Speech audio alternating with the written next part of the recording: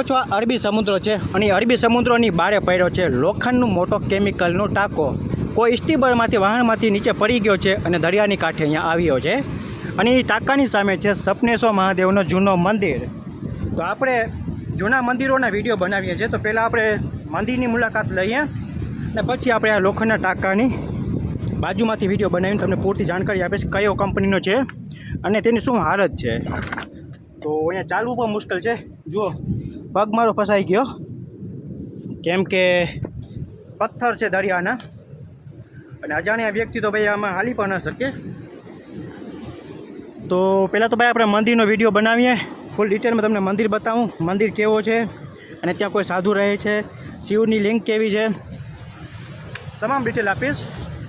અને ભાઈ દરિયો કાંઠો વાત પૂછો ને એવો સુંદર દરિયો કાંઠો છે, રેતીમાં ચાલતા જ મજા આવે એમ થાય કે જેમ રાજસ્થાનમાં આપણે રખડી રહ્યા છીએ।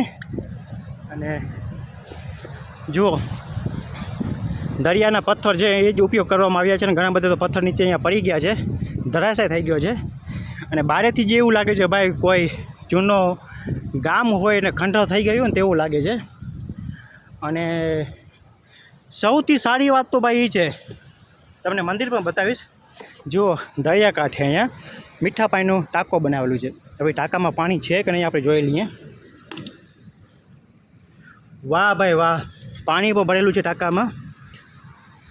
તો ચાલો હું તમને મંદિર બતાવું, મંદિર હું તમને સામેથી જ બતાવીશ જ્યાં તેનું પ્રવેશ દ્વાર આવેલું છે।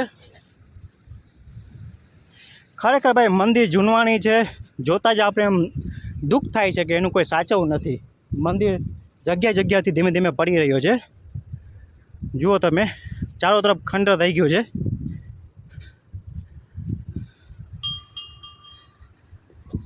અત્યારે હું તમને જે વ્યૂ બતાવી રહ્યો છું તે મંદિરનો બહારનો વ્યૂ છે, મંદિરની અંદર પણ તમને લઈ જઈશ, એટલે વિડીયોમાં કન્ટિન્યુ બન્યા જ રહેજો।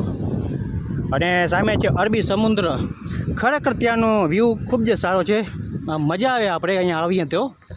અને અત્યારે વાતાવરણ પણ વરસાદનું છે એટલે ભાઈ જોરદાર।